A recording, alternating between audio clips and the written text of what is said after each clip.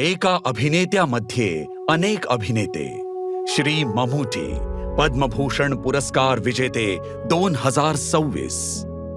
एका मुलाने रुपेरी पडद्याचं स्वप्न पाहिलं. अनेक वर्षांच्या तपस्येनंतर त्याला भारतीय सिनेमात त्याचं स्थान मिळालं.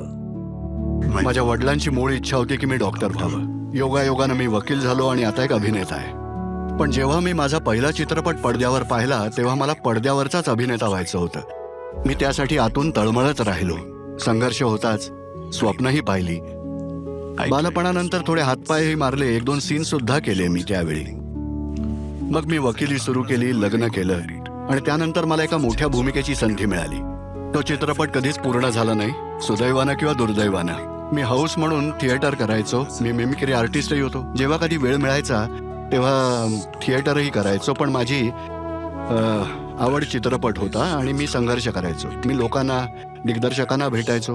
ते माझ्यात काही ना काही उणीव शोधून मला नाकारायचे. ते क्षण अत्यंत निराशेचे आणि उदासीनतेचे होते. पण अखेरीस श्री एमटी मला भेटले. त्यांनी माझ्यावर भरोसा ठेवला आणि माझ्यावर थोडा विश्वासही दाखवला आणि मला एक संधी दिली. आणि तिथूनच अविरत संघर्ष सुरू झाला. सिनेमा खोलवर समजून घेतला, त्यातील बारकावे शिकलो. एक सामान्य अभिनेता व्हायलाच खूप वेळ लागला, पण परिपूर्ण अभिनेता होण्यासाठी मात्र बरीच वर्ष लोटावी लागली. कोणतीही भूमिका मला आव्हान देऊ शकत नाही, कारण माझ्यात माझी आवड, समर्पण आणि प्रामाणिकपणा आहे. मला स्टार होण्याऐवजी नेहमीच अभिनेता व्हायचं होतं. मी आजही एक अभिनेता आहे, नेहमीच एक अभिनेता होतो आणि नेहमीच एक अभिनेता राहीन. मी सिनेमात येण्यापूर्वी माझं लग्न झालं होतं. मला 2 मुलं आहेत, एक मुलगा आणि एक मुलगी. माझा मुलगा देखील माझ्याच क्षेत्रात आहे, तो अभिनेता आहे. माझी मुलगी पेंटर आहे आणि माझी पत्नी ही गृहिणी आहे. त्यांनी माझ्या ध्यासाला नेहमीच पाठिंबा आणि प्रोत्साहन दिलंय आणि मला खूपच मदतही केली आहे.